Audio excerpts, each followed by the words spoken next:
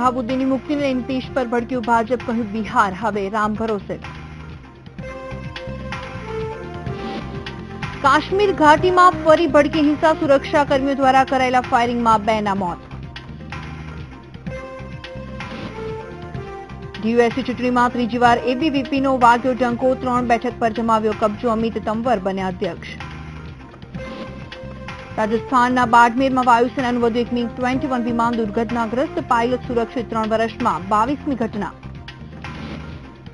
સુરતમાં લઠ્ઠાકાંડ બાદ જાગી પોલીસ, 150 સ્થળે દરોડા, 15ની અટકાયત। છેલ્લા 6 દિવસમાં લઠ્ઠાકાંડમાં કુલ 9 લોકોના થયા છે મોત।